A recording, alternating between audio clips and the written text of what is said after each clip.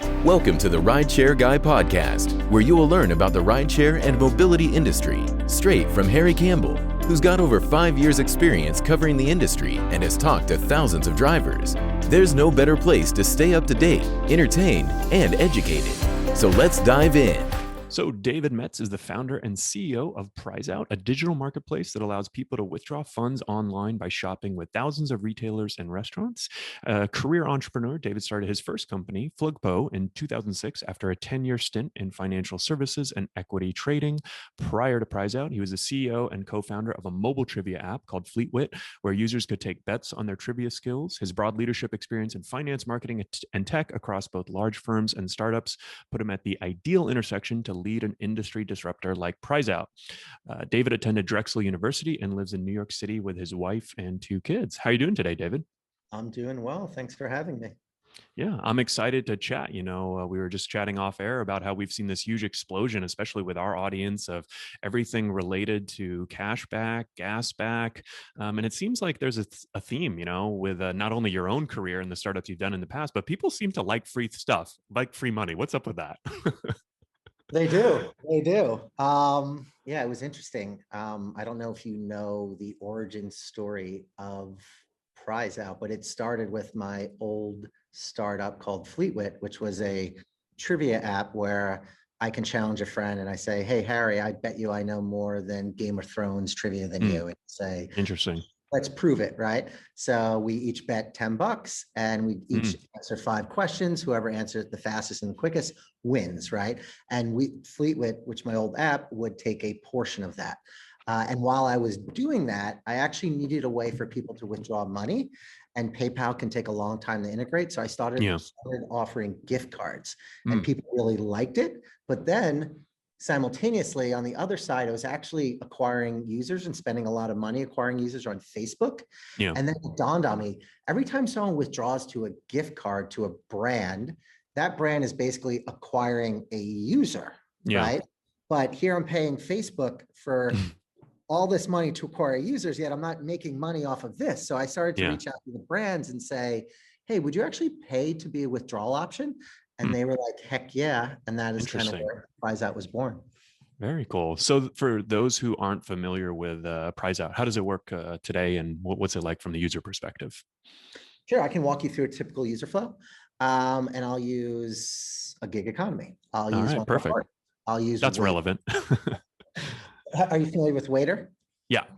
Cool. So if you're a driver on Waitr and you drive for the week and you make $100, let's say. They're just a regular online food delivery company, right? For those who don't know. Yep.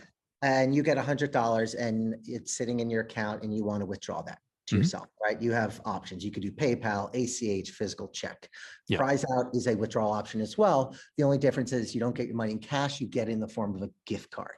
Why would somebody want their money in the form of a gift card? It's because our merchants, we have over 1,000 of them, give you extra value. So if you're withdrawing $100, maybe Domino's gives you an extra 5%, or maybe Doordash gives you an extra 10%, or JetBlue gives you 15%, or whatever it might be.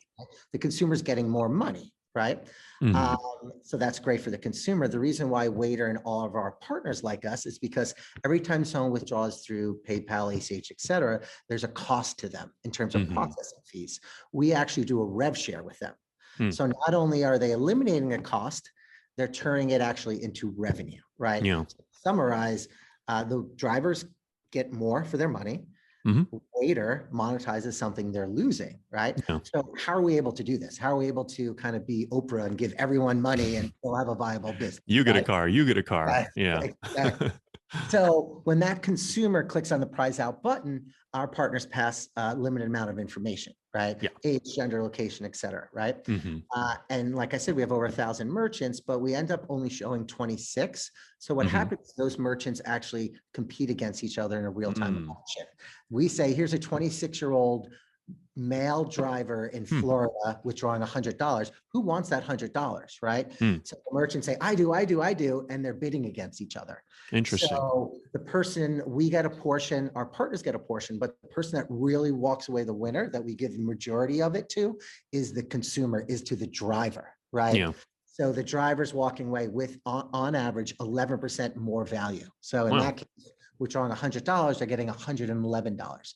And that could be anywhere from grocery stores to gas stations to school supplies or Christmas presents or whatever it might be.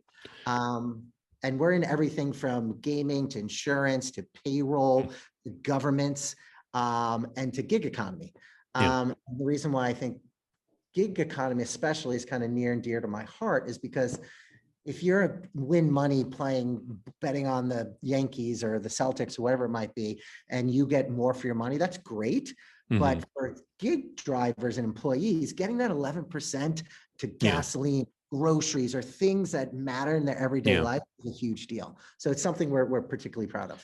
Yeah, no, I think that's pretty cool. And, I always recall this story of this event that we partnered with a company on, and we had it in a parking lot. This was early on, and we didn't realize that, it was a paid parking lot. And I think it was $3 to park. And so drivers all showed up and they were kind of pissed about this $3. And one guy emailed me after the event and he said, I showed up, it was $3 to park. So I turned around and went home. And I was like, oh man, I'm sorry about that. You probably wasted more time and, money and time and gas, right? But I think like understanding, right, that mindset of a gig worker, it's not necessarily right that it's like, wow, this $3 is just, like every penny counts, right? You're a business owner. You got to think about your income. You got to think about your expenses. So it's interesting, and we're definitely going to dig into kind of how the gig economy fits into your business and what your experience has been like with these folks. I'm curious though, on the merchant side. So you mentioned some of, your, I guess, folks on the merchants that you work with. You mentioned gas. What are some of the bigger or most popular merchants that have floated up to the top on your platform?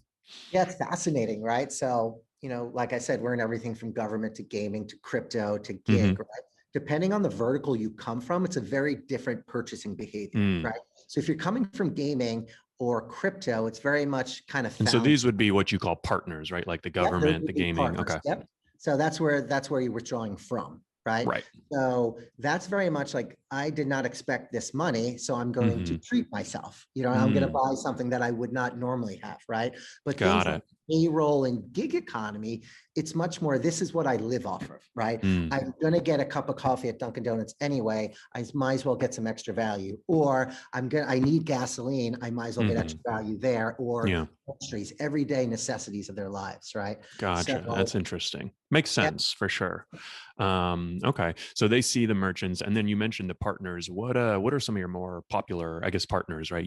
We'll talk about gig economy in a second, but there are any other, you mentioned gambling a couple times. That's kind of a cool one, I guess. We're partners with companies like Paddy Power. We're partners with DraftKings. Got it.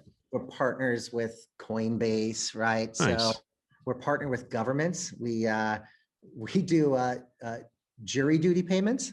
We partner with cities to do vaccine incentives, right? So you get vaccinated and you get $100, and then you take that $100 and you can pick a gift card. And the reason why governments love us is because not only do we have the Amazons of the world, but we also have the mom and pop shops and everything in between. So if you're a government, for instance, we just partnered with Oneida County. They're giving $100 to get vaccinated. So we kind of do two things for Oneida. One is we're incentivizing people to get vaccinated by giving them a gift card, right? But they can go on and choose a local business. So not only are you incentivizing vaccines, but you're also stimulating the local economy, right? Yeah.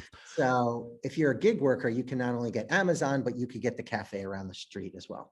Yeah, very interesting. So what sort of first got you interested in the gig economy? I'm assuming it somehow popped onto your Prizeout radar, either with a lot of users or partners, or what? The sheer size, it's massive, right? There's so much money flowing out of it in terms of what they pay drivers, right? Yeah. Uber pays tens of billions of dollars to their drivers a year, right? Yeah. So all that money flowing out, two things. One, Uber typically pays processing fees for that to come out. We could pay Uber a rev share off of that. So not only are they eliminating cost, now they're turning it to revenue. But more importantly, all that money, the drivers can amplify their earnings. Like I said, on average, we give 11% more, right? Yeah.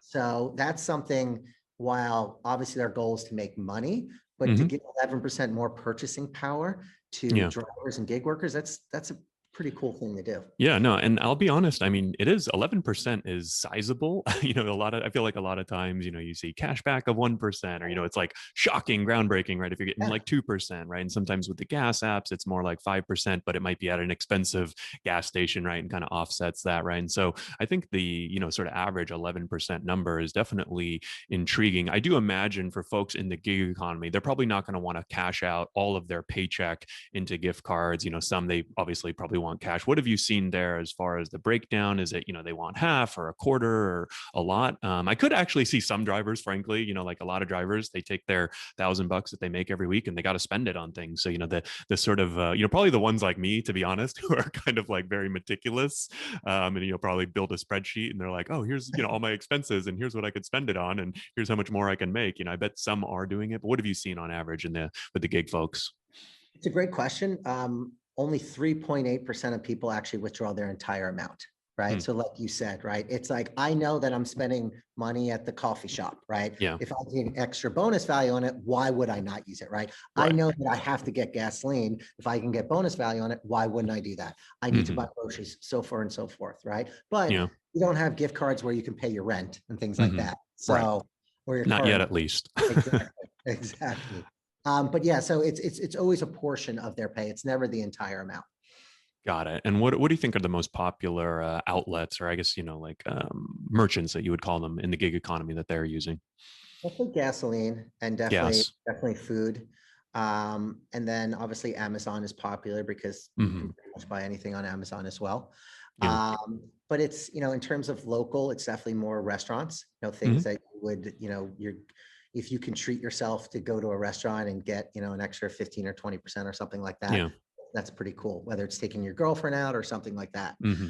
So it's definitely food, gasoline, and everyday necessities like your coffee shop, whether it's Starbucks or Dunkin' Donuts or something like that. Yeah. So, I mean, usually when I talk to gig workers and I ask them what they want, the number one thing on their list is always more money, right? And I think that I don't even know that that's unique to the gig economy. I would say if you kind of pulled anyone about their job, right, everyone wants to make more money. So I think it's kind of a natural inclination. But, a lot of the companies, the platforms are obviously struggling to get to profitability. And so that's sort of like the last thing that they want, right? So where do you see this kind of like fitting in on that value chain, right? Like of drivers wanting more money and platforms actually wanting them to pay less. Is this like kind of like a bonus or an incentive, or how do you see that kind of fitting in? Yeah, we've created an ecosystem where everyone walks away a winner, right? We'll use Uber. They're not a partner of ours yet, but Uber gets to monetize the funds out process, right? Yeah. So every time someone withdraws, Uber makes money off of it, right? Their drivers are getting on average 11% more, right? So, and then whichever merchant the driver picks, whether it's a local restaurant or Amazon or whatever, they're getting user acquisition. So everyone's walking away happy, right? Yeah. And how we do that is we basically democratize ad tech, right? Because that restaurant or Amazon or whomever, everything in between, they would have paid Facebook and Google extreme amounts of money to acquire that user, right? Yeah. What we've done is normally it would have gone Waitr. From Waitr, the driver cashes out, it would have gone to PayPal. And then from PayPal, it would have gone to their checking account where it would sit, right? Yeah. And Starbucks would pay Facebook and Google to say, hey, money in a checking account, spend it with me, spend it with me, right? We've just cut out all those middlemen. And we said, Starbucks, why don't you go to where the money's flowing from, right? At the source of the money. And instead of paying all these exuberant ad tech fees to Facebook and Google, give a portion of it, motivate the user to pick through a bonus, right? So that's how we've done it, where literally everyone kind of walks away pretty happy. So what kind of company are you? Are you an ad tech company? Are you a gift card company? How do you describe yourself? Fintech? What do you call yourself if you can put yourself into a box? It's a good question.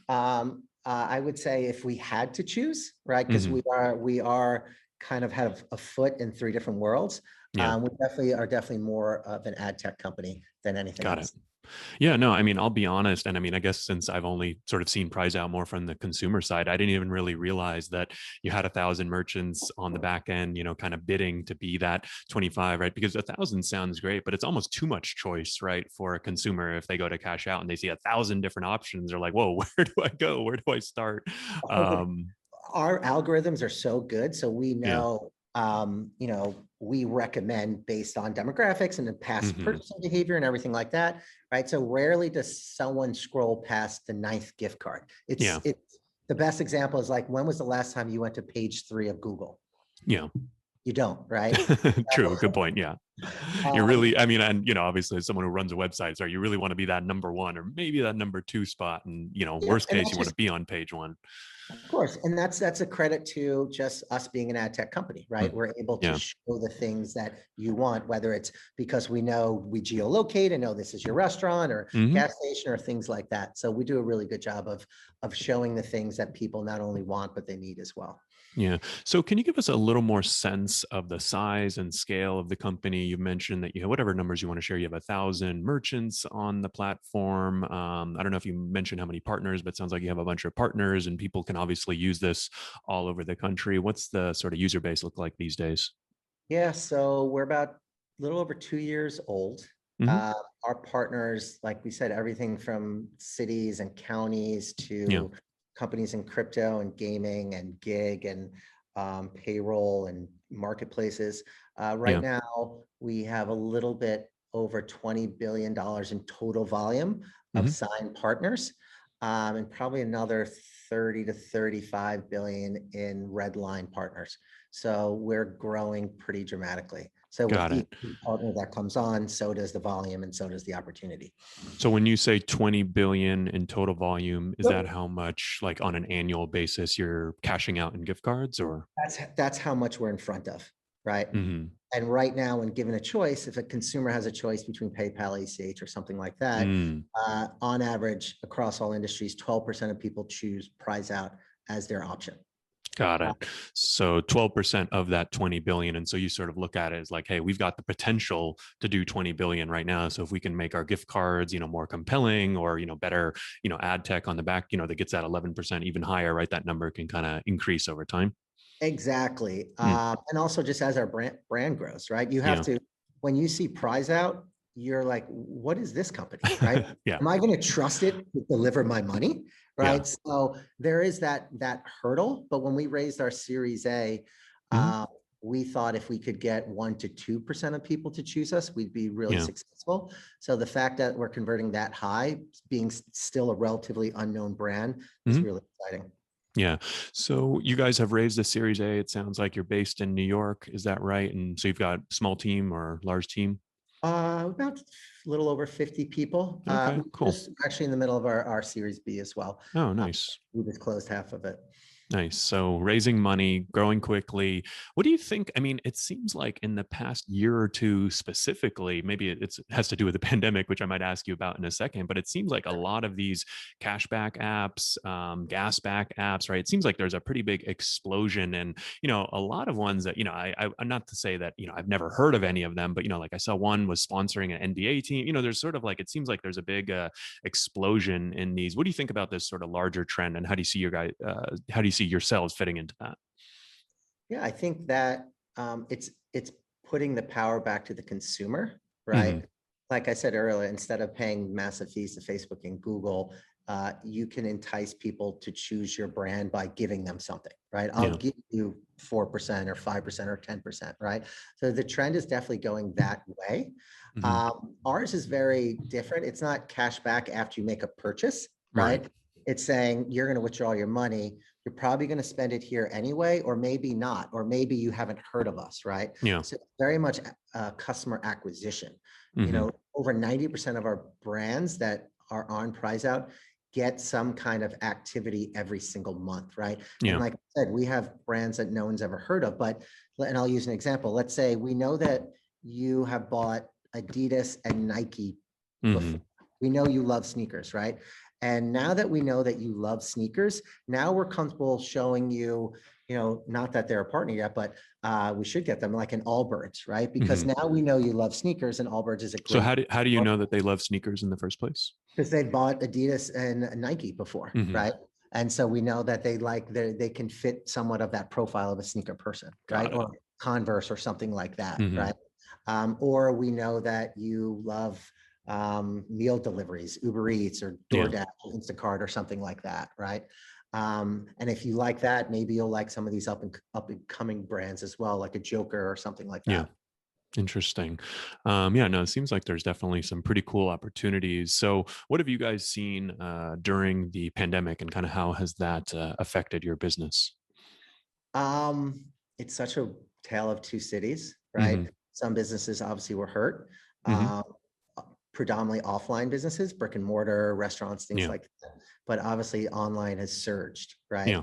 I think, I forget who I heard say it, maybe it was the PayPal CEO or something, but like where online payments are today, like Yeah. industries did not think they would get there until 5 years. But because of the pandemic, it's accelerated that, because you couldn't leave your house and you couldn't go offline, you couldn't use cash, like it's Hmm. really accelerated online payments usage, right? So it's certainly moved it forward faster than anyone expected to. Yeah, yeah, definitely. So, we talked about, or you talked about how not that many people have heard of the Prizeout name. So I'm kind of glad you brought that up, because it would have been awkward for me to say that and then you totally disagree with me. But I'm curious. So you raised Series A, working on more funding. How do you get to the point where you kind of, more people have heard about you, and how do you even think about that in the first place? Like, is it more just a feel, or what are the numbers that you're tracking to know, like, kind of what the brand awareness is? Yeah, so retention is everything. Hmm. When we launch with new partners in new industries, right? Yeah. So every time we launch in a new industry, like we recently launched with a company called Jackpocket, which is Yeah. lottery, right? Before we launched with them, we did not know how we'd convert, right? Hmm. So every time we launch that new industry and conversion's good, we're like, oh my gosh, this just unlocked a whole new universe that we did Yeah. not know. The same with the gig economy as well. Will people want this product? Will they want this as a withdrawal method, right? And as we unlock it and we prove it out, it just increases our TAM dramatically, right? Oh my Yeah. gosh. While it's exciting, it's also challenging. It's like, Yeah. okay, people love it in the gig industry. Now, it's such a massive industry. Now we got to start targeting it. But time and, having conversations like this, Mhm. in a public forum where people can hear me talk and have you ask questions, right? Yeah. That brand will just grow over time. Yeah, definitely. No, I think it's exciting stuff, and definitely now that I've learned a little bit more about the triangle kind of behind of kind of powering everything, it seems like a really good. I just always love the products where it's sort of like it kind of takes something from the partners went from paying, and now they actually make save or make money, and then additionally you're kind of, it seems like it's a real win-win-win. So kind of one of my last questions: if I'm a gig worker, how do I use Prizeout right now to kind of make more money? Well, unless the company that you work for has Prizeout, Hmm. then unfortunately you can't, because we Hmm. live on the withdrawal pages of our partners, right? Got it. So if you're an Uber driver or Lyft driver or something like that, like ask your Yeah. people above you, how do we get Prizeout, right? This would be Yeah. something that I want. So I have a question for you, Harry. Sure. If you were still driving Lyft or Uber, right, and you were withdrawing through Prizeout, what industry or what kind of gift cards do you think you would withdraw with? I'm kind of boring, so I feel like I would probably do Amazon. I have an electric car, so I don't do gas. But gas would definitely be a big one. Amazon, and then I do like food, so I think that like the places that I eat or the coffee, like if I'm going and grabbing a Starbucks is probably like most common when you're out driving. So I feel like those would kind of be like the 3 or 4, and then maybe some of my hobbies. Like golf is kind of my main hobby right now. So if you've got Roger Dunn or Worldwide Golf Shops on there, that might be one that I definitely cash out for. So I'm a little boring, but I guess I have one hobby. So that might be the gift card I'm looking for. Oh, for sure. And then also, you never know if it's September and school starting and you need school Yeah, supply, or if it's December and you celebrate the holidays, then you can buy, presents for your kids, all of that, right? So definitely. it's situational. Or if it's Sunday night before the Super Bowl Sunday, you can get Yeah. Domino's or something like that. So it can be situational as well. Yeah, well, I think it's a really cool concept because I mean, remember back in the day, when they sort of these offers were in their infancy, and it would be like, hey, shop at this restaurant, on Amex, and you get like a $5, 5% off or 10% off, and I think that it kind of like takes that concept to the extreme, right, and kind of puts, like obviously, like now you guys are doing much more. I mean, I think one maybe challenge with some of these other businesses, it seems like the offer, right, like they, Amazon for I'll throw Amazon under the bus. Like I feel like at times, like Amazon. Or maybe, if you ask for a refund, it's like, do you want cash back or do you want credit? And if they give you the same amount, you're like, well, why would I choose credit if I can have cash, back, right? You kind of have to have some like compelling value proposition. And frankly, like even like 1, 2, or 5%, like, I don't know if that's enough. You kind of need something compelling, right, to get users over. So that's why it's cool that I think on average 11%, because I'm sure there's some that, are 15, 20%, right, with Prizeout. Absolutely. And you're right. You need to give to get, right? Yeah. So I couldn't agree more. Yeah. So if people want to learn more about Prizeout, where can they go? And it sounds like it's not something I can just download and sign up for, but if I'm using one of your partners, then I'll see that as an option. Do you guys advertise kind of on the B2C side, or how do you spread the word? Is it more through your partners? It's actually through the partners, right? So, as you withdraw, one day you see suddenly the Prizeout button's there.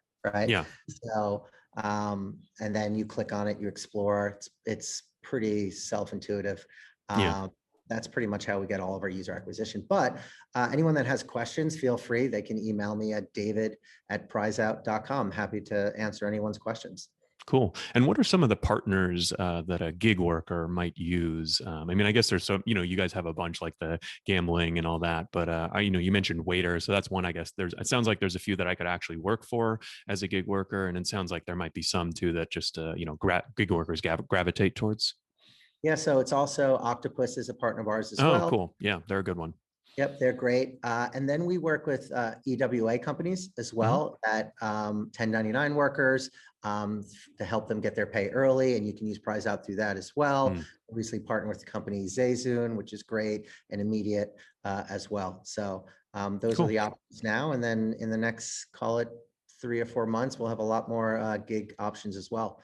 Yeah, we'll definitely, we'll link to a few of those because Octopus, I know, is a popular one. They do display tablet ads and some other advertising options, and drivers can earn, a couple $100 a month. I love a lot of those advertising options. Those seem like a lot of good partners for you too, right? Because it's not like, we sort of think of it as like, it's an extra 10% to your earnings, right? So it sort of seems like the perfect partner for you there. And actually, it's funny, like I believe I've even cashed out or seen, that cash out option with a gift card, and I bet it was Prizeout powering it and didn't even realize awesome. It on Octopus. So that's cool. And actually, before you leave too, the one thing too I wanted to ask you about, it's sort of like I really like this concept that's coming forth in the gig economy of like super fast pay, right? And it seems like this is kind of in line with that. Like Uber launched instant pay a few years ago, and I feel like it's been the most popular feature or product ever released, and it's a great one, right? Because it doesn't really cost a ton of extra money, right? There are some small fees, and there's some companies kind of looking to reduce those fees in the future, but it's a great like perception of value. It's right, like I'm already paying you money, now I'm just getting it to you after every single job or every single ride, and I feel like this has that same kind of like high perception of value, right? Like you're getting a gift card, but you're getting it instantly now, right? And you can literally, I'm assuming they're digital, right? So you can go spend it ASAP, right? You nailed it. And it's fascinating because you get your gift card under 30 seconds, right? So, and whether you want to use a QR code offline or a code online, we service both. But in the case of the example you just said on Uber, right? So Uber says, you can get your money instant. It's going to cost you a small fee. But the fact that we rev share with Uber, they can eliminate that cost, right? Still provide instant and give on average 11% more to their drivers, right? So it's basically the same thing, except there's no cost to the driver and they're getting more money, and Uber's still getting a fee for it. Very cool. Well, Dara, if you're listening, we're going to have to talk about Prizeout a little bit later. And he did tweet out one of our articles recently. I don't know if he listens to the podcast, but he did tweet out one of the articles where we talked about how driving for Uber right now is better than Lyft. So we've got that going for us. But David, really appreciate you coming on, and look forward to spreading the word about Prizeout to all of the gig workers, the millions of gig workers out there, and start making them a little extra cash. Thanks, Harry. I really appreciate you taking the time to talk with me. Cool. Take care.